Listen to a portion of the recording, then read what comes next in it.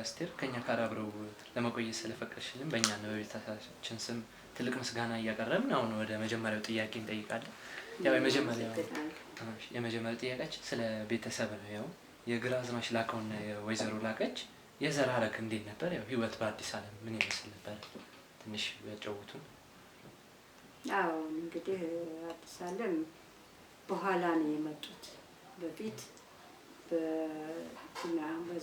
በዛ ጊዜ አጠራር ዳር ሀገር ነው የሚባለው። ዳር ሀገር ነው የሚባለው። በዛ ነው የተጋቡትም፣ በዛ ነው እዛው ሀገር ነው የተጋቡት።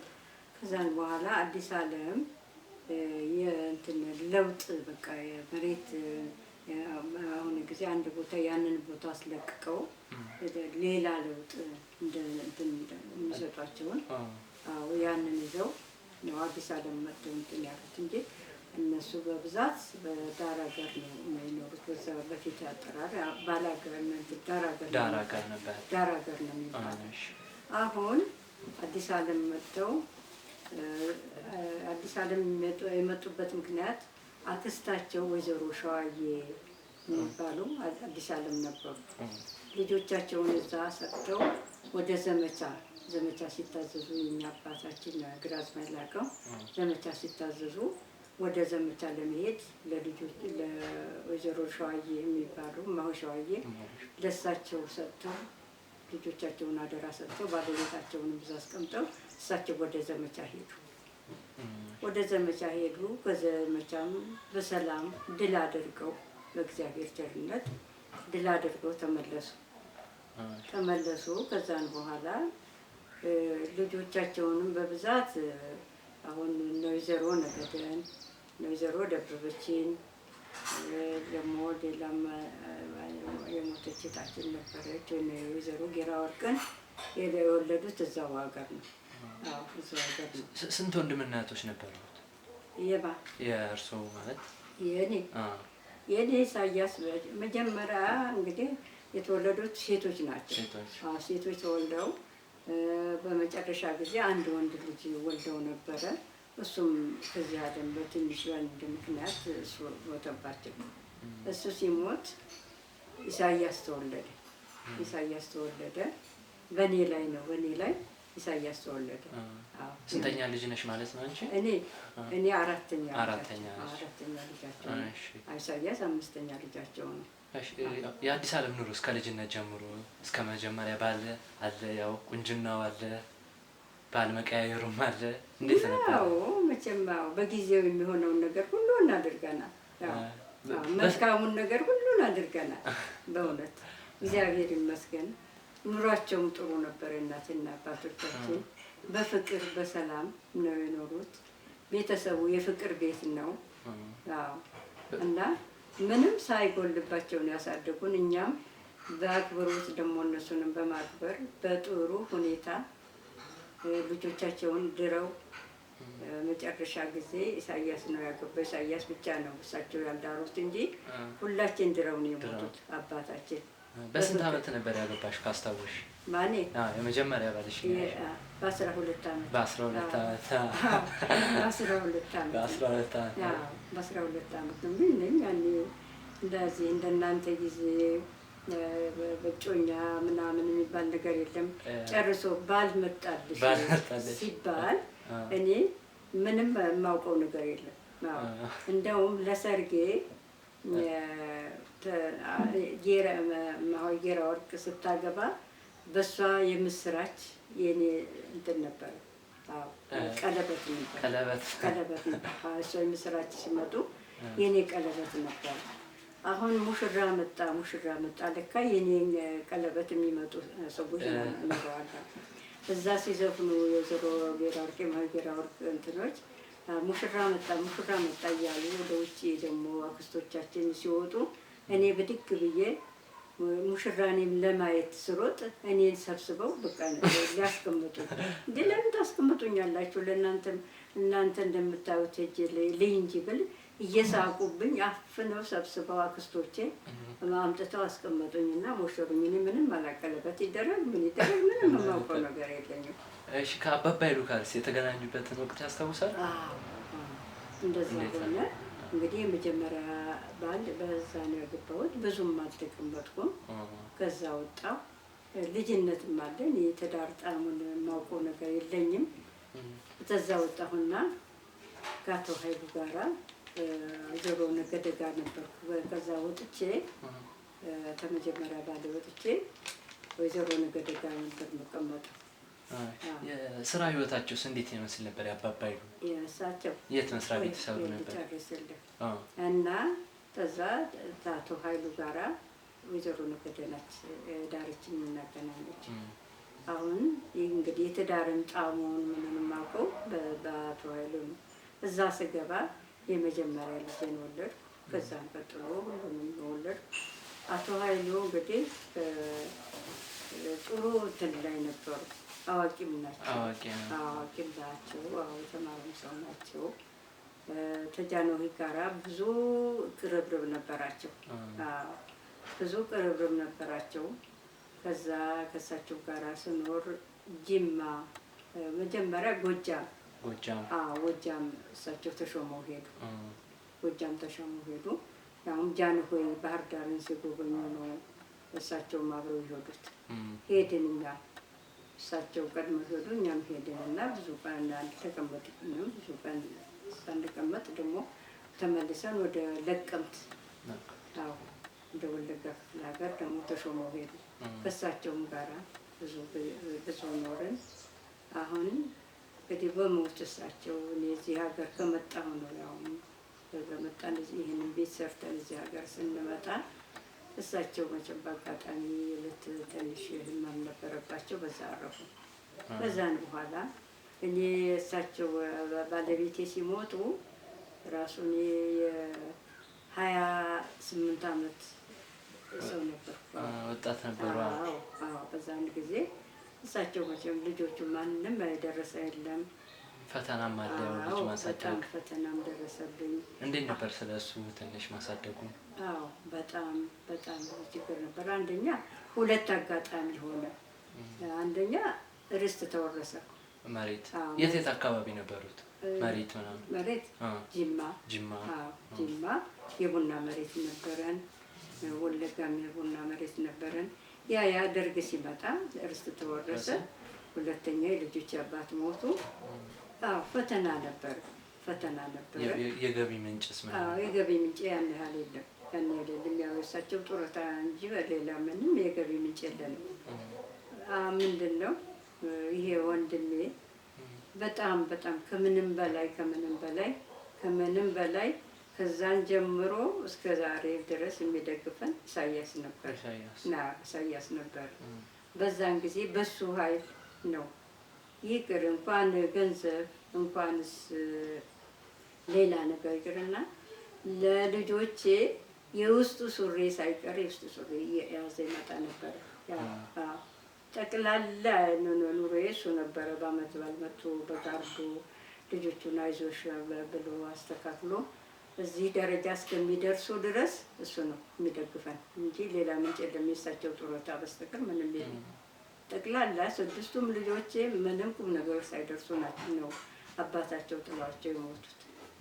እግዚአብሔር ይመስገን ያ ሁሉ አልፎ ምስጋና ይድረሰው ለአምላክ። ያ ሁሉ አልፎ ልጆቼም ሁሉም ለቁም ነገር ደርሰው አግብተው ወልደው ትዳር ይዘው አሁን እንደገና መልሰው ደግሞ እግዚአብሔር ምስጋና ይድረሰው እኔን አንከባክበው ልክ እንደሚወድቅ ወድቆ እንደሚሰበር እንቁላል ያህል ነው ደግፈው ይዘውኛል እስከ ዛሬ ድረስ። ይሄ ነው።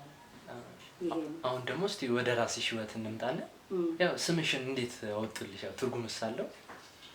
ያን ያህል እንጃ እንግዲህ ምናልባት አይታወቅም። እኔ ምንም የማውቀው ነገር የለም። ቅጽል ስም አትዬ የሚለው አለ። እንዴት ወጣ? አትዬ የሚባለው አልታየ ነች እንትን ያለችኝ። አትዬ ማለት እንግዲህ አስቴር ለማለት አልታየ። አሁን እቺ አልታየ እኛ ታችን ልጅ እሷ ህፃን ነበረች። እኔ ምንም ያህል እንትን አንልም። ብዙ ጊዜ እኔም እንደው አብረን እዛ ወይዘሮ ነገዳ ጋር አብረን እኔ ባችን ትልቅ ነኝ፣ እሷ ትንሽ ናት። በዛን ጊዜ አስቴር ለማለት አትዬ አለች። አሁን ጠቅላላ እንኳንስ እናንተ ልጆቹ ይቅርና የሰፈር ሽማግሌ ሁሉ አትዬ ነው ይለኛል። አሁን አትዬ ነው ማንም ሰው በእኔ ስም እንትን የሚለኝ አትዬ ነው። የዛ ቀን ይወጣ ማለት እስካሁን በቃ አታየለች አትዬ አለችኝ። ስለ ጓደኛችሽ እነማን ናቸው? ያው ማረሻቸው ጓደኞች ትዝታም አለ? ጓደኞቼ እንግዲህ እኔ ከዛ በፊት በዛን ጊዜ ምንም ጓደኛ የውጭ ጓደኛ እንደው እንትኑም የለንም። ያን ያህልም ደግሞ በጓደኛም እንደው ቤተሰብ የራስ እህት ወንድም የራስ ወገን ነው እንጂ ከውጭ ምንም የባዕድ ጓደኛ የምናፈራውም እንትን የለንም። ምንድን ነው በዛ ነው ያኔ ምንም ጊዜውም ያን ያህል እንትን ውጭም አንወጣም፣ ታቅበን ያለ ነው። ጓደኛ ከውጭ ማፍራትም ክልክል ነው። ማንም በፍጹም ያው የራሳችን ወገናችን እህታችን ወንድሞቻችን ናቸው። ልጆችሽ ያው ልጆች ሲወለድ ያስቸግራሉ። ያው ትዝታ ካለሽ የሚያስቸግሩ ልጅ ማን ነበር? እግዚአብሔር ይመስገን ምንም የሚያስቸግር ነበር። ምንም ከዛ አንድ ጊዜ እንደውም እኔ በእውነቴን ነው እንኳን ሴቶቹንና ወንዶቹን እንደው ሌላ አይደለም እንደው ለምን ተግቢ ወጣ ለምን እዚሁ ተጫዋቱ ምንድነው አሁን እንዳልኩ የውጭ ጓደኛም የላቸው። የወይዘሮ ነገድ ልጆች እዚሁ ቅርብ ስለሆነ የዚህ የኔ ልጆች አንድ ላይ ነው የሚጫወቱት እንጂ በፍጹም የሌላ የባዕድ ጓደኛ እነሱም የላቸው። አሁን ወጣ ብለው ወይንም ከዚህ ሄደው እትዬ ጋር እዛ ወይዘሮ ነገደ ቤት እዛ ይጫወቱ እንደሆነ ከዛ ደግሞ እዚህ መጥተው ይጫወቱ እንደሆነ እንጂ ከዛ የሰፈር ጓደኛ የሚባል የላቸውም። ምናልባት እንደው አጋጣሚ ሆኖ ጨዋታ ኳስ ጨዋታ ፈልገው ውጭ ተአጥር ውጭ ወጥቶ ወይም ተሷ ግቢ ወይንም ተኔ ግቢ ወጥተው ከተገኙ ይገረፋሉ። ይገረፋሉ። እንደናንተ እንዲህ የለም። ይገረፋሉ። እንደውም አስሬ የገረፉበት ጊዜ አስሬ እንዴት ብለህ ምንድን ነው ትልቁ ልጅ አሁን በህይወት የለም ኤርምያስ በአጋጣሚ እኔ በሌለሁበት እኔ ለነገሩ እዚህ ነው ሄጄ ምንድነው ቦስካውት የሚባል ምርጫ ውስጥ ገብቶ በትምህርት ቤት እዛ ሄዶ እንደ አጋጣሚ እንትን አድርገውት በቃ እንትን ተካፍለው እንደሚሰሩ አድርገው አደረ። በአጋጣሚ ምግብ ምናምን ሊገዛ ሄዶ እንደዚህ ሄደው ጉብኝት ምናምን ሄዶ የለ በቦይስካውት የሚባለው በዛን ጊዜ አደረ። እንዴት ተፈቃዴ ወጥተህ እንዴት ታድራለህ ብዬ አስሬ የገረፍኩበት ጊዜ ነው። መጥተው እናትዬ ነገደ እናቶ በላይነህ እስኪቆጡኝ እስኪገላግሉ ድረስ አስሬ የገረፉበት ቀን አለ። በስተቀር አንድም ቀን ቀና ብለው አይተው ያውቁም። አንድም ቀን ታክብሮት ሌላ ሳዛቸው እሺ ከማለት ሌላ ይሄን አታድርጉ ይሄን ሁሉ በምልበት ጊዜ የኔን ቃል ከመፈጸም ሌላ ምንም ነገር አንድም ነገር አላየሁባቸውም። ሁሉንም በሰላም ነው። ትንሽ ወደኋላ መለስ ስንል ደግሞ ያው መሳሪያ እንደነበሩት እናስታውሳለን። ተነግሮናል። ያው አተኳኩስንም ማን አስተማረሽ? አቶ ኃይሉ ናቸው። አቶ ኃይሉ ናቸው። አቶ ኃይሉ ናቸው። ጅማም ደቀምትም በነበርን ጊዜ እንግዲህ በጊዜው የባለስልጣን ባለቤት ስለሆን እንሄዳለን። አንዳንድ ቦታ መሳሪያ ተይዞ እንተኩሳለን። ኢላማ እየተባለ ኢላማ ይተኮሳል። በዛን ጊዜ ኢላማ ተኩሳለሁ ነው። ጎበዝ ነበርሽ። እንግዲህ የእግዚአብሔር ፈቃድ ነው። ኢላማ ተኩሳለሁ እንዲህ ነው እያሉ እያሳዩኝ ኢላማ ተኩሳለሁ። ስለ እንትን ውስጥ ታስታውሻል? ስለ ቮልስ መኪና አቶ ኃይሉ ነበራቸው? ነበራቸው። በስንት ዋጋ ነበር የገዙት? ያው በርካሽ ነው። በ500 ብር ምን ለመሰለች ቮልስ መኪና በ500 ብር። አሁን ደግሞ እስቲ ወደ መንፈሳዊ ዓለም እንግባና ኦርቶዶክስ አንቺ ምንድን ነው ሃይማኖትሽ? እኔ ኦርቶዶክስ እንዴት ትገልጫለሽ? ኦርቶዶክስነትሽን ያው እንዴት ሃይማኖትሽ ለአንቺ እንዴት ነው ማለት? በጣም እንጂ ከስርም ከመጀመሪያም ሃይማኖታችን ኦርቶዶክስ ነው። ሌላ ምንም ነገር ምንም ሌላ እምነት ያለው ሰው የለም። አዎ እና የእናቴ አባቴን ይዤ ኦርቶዶክስ አምኜ እግዚአብሔር ይመስገን ደግሞ እንደኔ ስራ ሳይሆን መድኃኒዓለም ክርስቶስ እሱ በቸርነቱ ትንሽ ወደኋላ ወደ ቅድሙ ልመልስሽ እና አባባ ይሉ ከነ ጅማ አባ ጅፋር ጀነራል ጃካ መኪሎ ጸሐፊ ትእዛዝ አክሊሉ ሀብተወልድ እና ፕሬዚዳንት ግርማ ወልደ-ጊዮርጊስ የነበራቸው ግንኙነት እንዴት ነበረ? በቃ በዚሁ በስልጣናቸው ጠቅላይ ጸሐፊ ናቸው። ተዛም ደግሞ ወደዚህ ሲመጡ ሰበር ሰሚ የሚባል ዳኛ ሰበር ሰሚ ዳኛ ይባላሉ። አዎ ከዛ ጅማ አሁን እና አባ ጅፋር ጋር የተነሱት ፎቶግራፍ ሁሉ አለ። እዚህ ደግሞ ሲመጡ እናቱ አክሊሉ ሀብተወልድ እናቱ መኮንን ሀብተወልድ እነሱ አብረዋቸው ከእነሱ ጋር ነበሩ። ጥሩ ወዳጅነት ነበራቸው ማለት ነው። በጣም በጣም በጣም በጣም ከምንም በላይ የበለጠ ጨዋ ሰው የስነ ስርዓት ያላቸው ሰው ነበሩ አቶ ኃይሉ። ከእነሱ ጋር ነበር። እንደውም አሁን ቅድም ተናገርነው ጎጃም ሲሄዱ ጃንሆይ ወደ ባህር ዳር